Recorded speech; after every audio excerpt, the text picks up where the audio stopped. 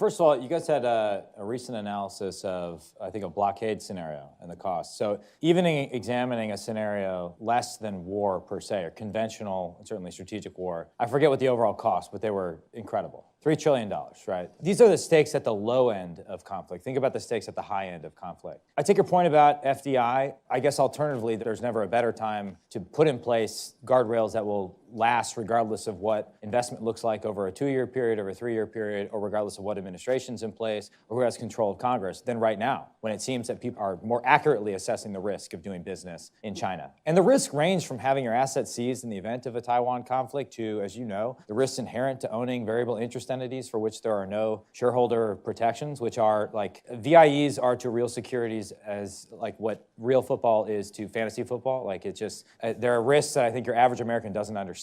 So I still think there's sensible legislation in the offing that could be done. And more to the point, to kind of wrap all this up, and I'll shut up after this because I talk too much. It seems to me that Xi Jinping is preparing for war. And that may seem absurd to this audience, and I may seem like unsophisticated rube from the Midwest for saying that, but we tend to underestimate the probability of these things. I see Roger Hertog there. Roger forced me to teach a class on the Korean War last month, and it was a really rewarding experience. And if you think about the time period we were in, we had just won World War II, right? This massive victory. Our economy was going gangbusters. The sentiment was, let's bring the boys home. And then all of a sudden we had to deal with this new threat in the form of the Soviet Union. And because of a few diplomatic missteps, because we decimated our own military, because we civilianized our military, we stumbled into a conflict on the Korean Peninsula for which we were not prepared. And we lost 36,000 Americans in a war that is largely forgotten. That is a bad outcome. We should seek to avoid something similar from happening in the present day. And the reason I have this on my mind is because there's a cult of the Korean War right now in China. Xi Jinping talks about it in a lot of his speeches. Chinese students are forced to study the Korean conflict, but the lessons are different than the ones we draw in the West. This was, in their opinion, a time when they stood up to the technologically superior Americans and they won on the battlefield. The highest grossing Chinese movie of all time is a movie about